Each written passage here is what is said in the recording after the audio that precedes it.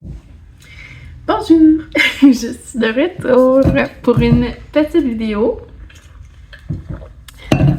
concernant mes questionnements par rapport à mon entreprise. En fait, je pense que c'est peut-être une validation plus qu'un questionnement. Ouais, on va dire ça comme ça. Alors, bienvenue. Moi, c'est Sarah. Comme vous savez, j'ai établi Sarah Blow Design en 2018 au moment de mon retour sur un coup de tête aux études. J'ai commencé par le cégep, puis ensuite de ça, j'ai fait un deck bac, donc je me suis dirigée vers l'université. Je suis graduée, là, j'ai un baccalauréat en comptabilité, en sciences comptables. Toutefois, j'y trouve pas d'épanouissement dans ce domaine-là comme j'en trouvais au moment de mes études. J'imagine que c'est l'engouement, tu sais, t'es dans les études, t'es là-dedans, tu vas travailler dans les cabinets, ci pis ça. Puis on dirait que, est-ce que c'est le mom brain qui parle ou peu importe, mais je pense que ça fait quand même un petit moment que j'y pense d'être entrepreneur à temps plein. Je viens d'une famille d'entrepreneurs, donc mon papa il est entrepreneur. C'est pas mal tout ce que j'ai vécu, tu sais, tout ce que j'ai connu. Et en tout cas, fait, moi, je me retrouve épanouie dans ce domaine d'entrepreneuriat-là. En fait, c'est dans ça que j'aurais dû aller faire mes études en entrepreneuriat. Mais ça, c'est une autre histoire, ok? C'est une autre histoire complètement. Alors, comme vous savez, bon, c'est ça. Depuis 2018, je crée des patrons à tricoter, j'ai fait des tucs, des bonnets, peu importe comment vous appelez ça, des mitaines, des châles. C'est un petit peu ma bête noire, les châles, on va se le dire, les wraps ou les écharpes, peu importe comment vous les appelez. J'aime beaucoup les chandails, mais je sais que les chandails, c'est pas toujours accessible pour les débutants. Donc, c'est vers là aussi que je voudrais vous questionner si vous me connaissez pas ou si vous connaissez des gens qui ont peur de commencer le tricot. Est-ce que ça serait pertinent de faire 1 ou 2 patrons gratuits accompagnés d'un pas à pas? Puis, dans le fond, que les gens puissent connaître ma marque, premièrement. Puis, deuxièmement, se sentir beaucoup moins intimidé d'être accompagné là, avec le pas à pas, qui va vraiment suivre les instructions, une étape à la fois. Puis, je pense que le petit domaine de pas à pas, il est très apprécié, peu importe notre niveau de tricot, qu'on soit débutant, intermédiaire ou expert.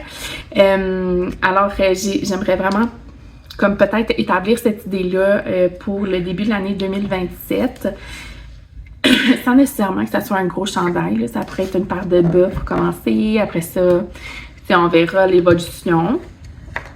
Alors, ça, c'est une des premières idées que j'aimerais établir. Ma deuxième idée, ça consistait les cours de tricot. Toutefois, avec les 2 enfants qui seraient à la garderie, je pense pas que c'est envisageable parce que, comme vous le savez, mes enfants tombent tout le temps malades. Je pense que d'avoir comme un agenda prévu personnellement, ça va. Tu sais, moi, je suis capable de déplacer mes choses, mais là, de déplacer des gens parce qu'ils ont un cours de tricot, ça me stresse trop. Fait que je pense que soit que c'est pas du tout envisageable pour l'instant, soit que finalement, ça va être juste comme mis sur la glace pour l'instant, puis on verra plus tard. Sinon, j'aimerais vraiment beaucoup, comme vous savez, tricoter mon stash. Donc, dans ça, je pourrais faire des vlogs par rapport à, OK, aujourd'hui, ou tel design, on va utiliser telle laine de mon stash, puis on va, tu sais, vous montrer vraiment tout mon processus créatif. J'aimerais beaucoup inclure ça dans ma chaîne YouTube, sur mes médias sociaux. Je perds la langue. Pour vous montrer aussi un peu le background, tu sais, qu'est-ce qui se passe derrière les coulisses, qu'est-ce que ça prend pour se rendre finalement au produit final. J'aimerais vraiment être un peu plus ouverte sur tout ça. Tu sais, souvent les gens, on va comme garder notre recette. Au final, tu sais, je veux dire, c'est ça. C'est compliqué à dire, là, mais tu sais, je pense que de vous emmener derrière ça, pas pour que vous deveniez des créateurs de patrons à tricoter, mais plutôt pour peut-être plus comprendre un peu plus souvent les les prix derrière les patrons. Puis en ce moment, moi, je suis setée à 10$ pour mes nouveaux patrons de chandail, par exemple. Puis tu sais, j'ai encore des gens qui me disent que c'est trop cher puis qui achètent juste quand mes patrons sont en vente. Puis je comprends. Toutefois, je pourrais les vendre 20$. C'est mes patrons comme les patrons de couture, mais c'est pas ce que je fais. Je veux que ça reste inclusif. Donc, il faut vraiment y aller... tu sais, peser le pour et le contre. On regarde le marché aussi. Le marché du tricot est quand même compétitif.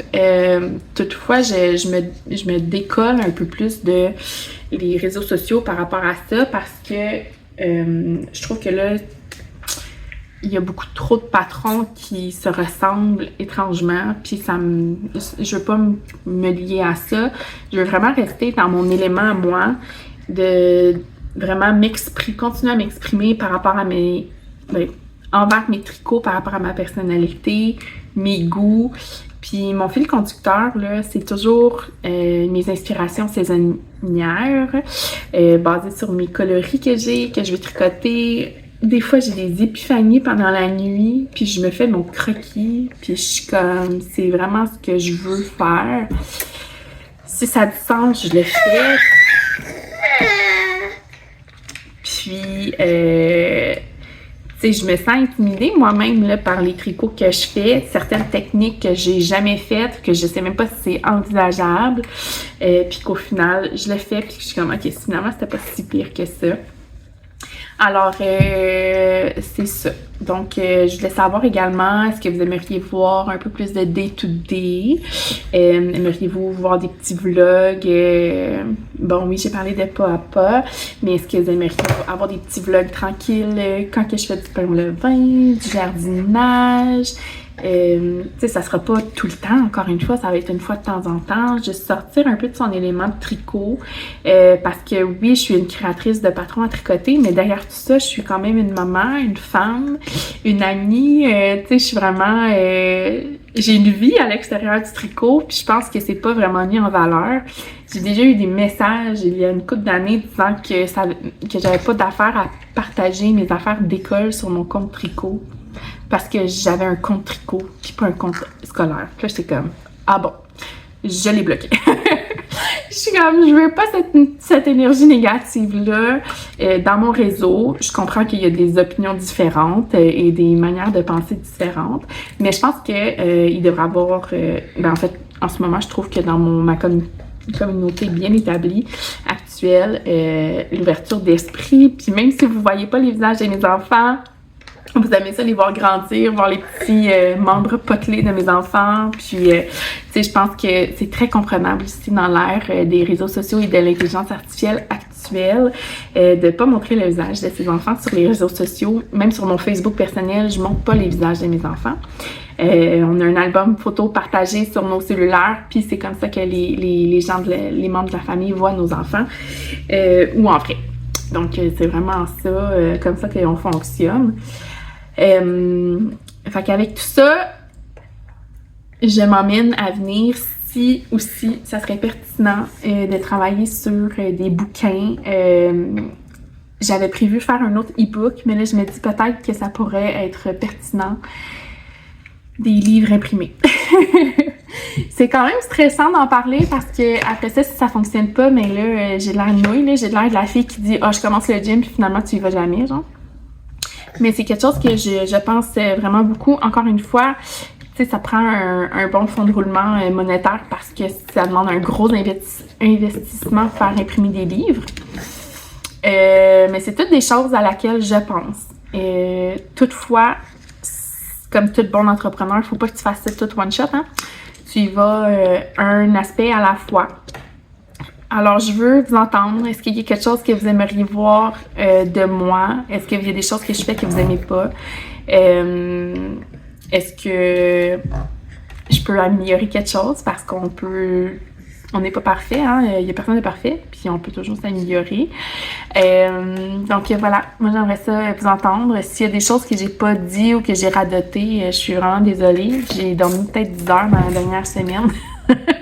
Alors, j'ai vraiment hâte de vous lire. Encore une fois, n'hésitez pas à me contacter sur mes plateformes professionnelles. Ça va me faire plaisir de discuter avec vous. J'ai déjà des belles discussions avec d'autres créateurs ou même d'autres des consommateurs, des clients. C'est toujours pertinent là, d'avoir une autre vue d'ensemble, une autre, c'est ça, on va dire une autre vue d'ensemble sur ce qu'on fait. Puis de voir que c'est vraiment apprécié, malgré que nous, des fois, on le voit pas. Donc, voilà. Alors, à très bientôt. Je vais vous partager une autre vidéo plutôt tricot la semaine prochaine. Bye!